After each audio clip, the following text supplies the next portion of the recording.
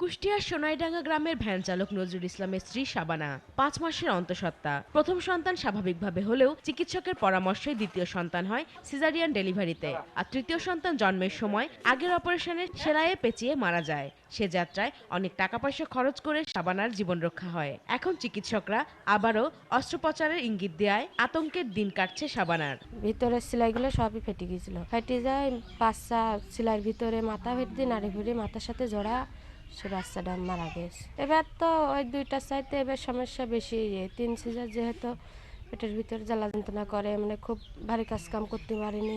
এমন অভিজ্ঞতা গ্রামের অনেকেরই। তারা বলছেন স্বাস্থ্যকেন্দ্রে গেলে বেশিরভাগ প্রসূতিকেই অপারেশন টেবিলে যেতে হচ্ছে, ফলে খরচ বেড়ে যাচ্ছে, আবার পরে নানা জটিলতাও দেখা দিচ্ছে। ডাক্তাররা তো নরমালে হবে না, এই বাচ্চা থাকলে বাচ্চার মাকেও বাঁচানো যাবে না, বাচ্চা বাঁচানো যাবে না, এই বিভিন্ন ভয়টাইও দেখায়, এরাও হয়ে পড়ে। ভারী কাজ মানে করতে পারেনি। বর্ডার বেলায় প্রায় 15-16 হাজার টাকা, আইডির বেলায় প্রায় 20 চলে গিয়ে। সারা দেশের চিত্র প্রায় একই রকম। নিরাপদ ভেবে কেউ কেউ হাসপাতালমুখী হলেও অনেকে আবার সিজারিয়ান অপারেশনে রীতিমতো আতঙ্কিত।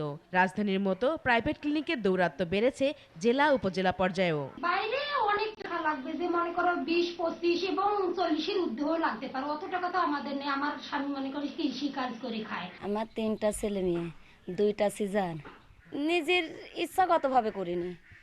ডাক্তারের কাছে গেলাম, ডাক্তার বললি যে বাচ্চা পুষ্ট হয়ে গেছে, বাচ্চা সিজার করতে হবে, এভাবে সিজার না করলে হবে না। অনেকে মনে করে যে নর্মাল ডেলিভারি হলে অনেক ঝুঁকিপূর্ণ অবস্থার মধ্যে যেতে হয়। যখন কোনো প্রতিষ্ঠানে চেক আপ করাতে যাই, সেই প্রতিষ্ঠান যদি এমন হয় যে সেখানে সিজারিয়ান সেকশনের ফ্যাসিলিটি থাকে, স্বভাবত সেই প্রতিষ্ঠানেরও একটা থাকে যে আমরা সিজারের দিকে বেশি যাব, কারণ তাদের ব্যবসার ব্যাপার থাকে অনেক সময় এখানে।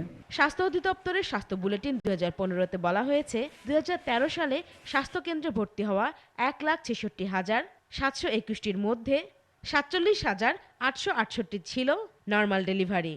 আর অস্ত্রোপচারে জন্ম হয়েছে 1,17,164 শিশুর। 2014 সালে নর্মাল 42,952 ও সিজার 1,33,043টি। আর 2015 সালে ব্যবধান আরো বেড়ে সিজারিয়ান অপারেশনের সংখ্যা হয়েছে প্রায় 8 গুণ। পেশেন্টরা এসে শুরু থেকেই বলে, ম্যাডাম আমি কিন্তু ডেলিভারি ট্রায়ালে যেতে চাই না, আমি কোনো কষ্টই করব না। আমিও কোনো রিস্ক নিতে রাজি হই না, যে না ঠিক আছে, কারণ বাচ্চা খারাপ হয়ে গেলে পেশেন্ট পার্টির কাছে জবাবদিহিতাও একটা ব্যাপার। মিডওয়াইফটা কিন্তু অ্যাভেলেবল না, সুতরাং মিডওয়াইফের বাইরে ওরা ডাইরেক্টলি চলে আসে ডাক্তারদের কাছে। নর্মাল ডেলিভারি করার যে ফ্যাসিলিটিগুলো, এগুলো যদি আমরা করতে পারি, তাইলে এটা আমার মনে হয় নর্মাল ডেলিভারিটা বাড়বে। এ অবস্থা মানতে পারছেন না স্বাস্থ্য বিশেষজ্ঞরা। তাদের মতে বিনামূল্যে নর্মাল ডেলিভারি নিশ্চিত করা এবং দরিদ্র মায়েদের কম খরচে চিকিৎসা নিশ্চিত করা জরুরি। ইউএনএফপিএ মাতৃস্বাস্থ্য নিয়ে ডাক্তার ও নার্স স্বাস্থ্যকর্মীদের প্রশিক্ষণ দিয়েছে। এ ব্যাপারে আমরা গার্মেন্টস কর্মী, চা বাগান কর্মী, শরণার্থী সহ গ্রামের মানুষদের সচেতন করেছি। সরকারের সাথে এ ধরনের সচেতনতামূলক কর্মকাণ্ডে অংশ নিয়েছি। আমরা অংশীদারিত্বের ভিত্তিতে কাজ করলেও মূল ভূমিকা সরকারকেই নিতে হবে। এক্ষেত্রে সবাইকে দায়িত্ব নিয়ে কাজ করতে হবে। সিজারিয়ান হলে সে পেশেন্টের স্টে টাইম বেশি হবে হাসপাতালে। বিষয় দিয়ে আছে যেখানে অর্থ ও সম্পৃক্ত। এই দুর্বৃত্তায়নের সঙ্গে যে আমাদের কিছু চিকিৎসক যে জড়িত না, তা না। পরিস্থিতি উত্তরণে চিকিৎসকদের পাশাপাশি জেলা ও উপজেলা পর্যায়ে প্রশিক্ষিত স্বাস্থ্যকর্মী বাড়ানোর তাগিদ দিলেন তারা।